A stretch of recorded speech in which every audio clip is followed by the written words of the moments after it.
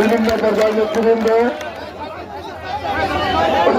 সম্মানিত জামালপুরবাসী, সকলকে সংগ্রামী শুভেচ্ছা। আপনারা জানেন আমাদের জামালপুরের কৃতি সন্তান, আমাদের জামালপুরের অভিভাবক, রাজনৈতিক অভিভাবক, তিনি একদম তৃণমূল থেকে শ্রমিকদের অধিকার প্রতিষ্ঠার সংগ্রাম করে আন্তর্জাতিক শ্রমিক নেতা হিসেবে সারা বিশ্বের শ্রমিকদের অধিকার প্রতিষ্ঠার সংগ্রামে ভূমিকা রেখেছেন।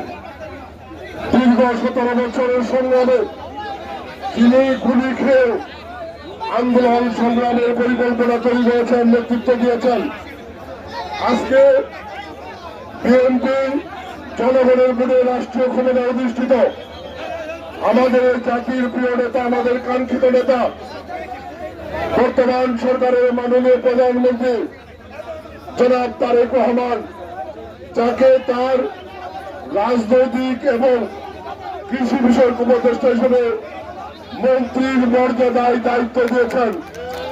আজকে সেই জামালপুরের কৃষি সন্তান জামালপুর হয়ে তার নিজ বাড়ি ইসলামপুরের কুলকান্দিতে যাবেন, যার অংশ হিসেবে এই রেল স্টেশনের চত্বরে আজকের এই অভ্যর্থনার আয়োজন করা হয়েছে। আমরা দীর্ঘ সময় নেব না।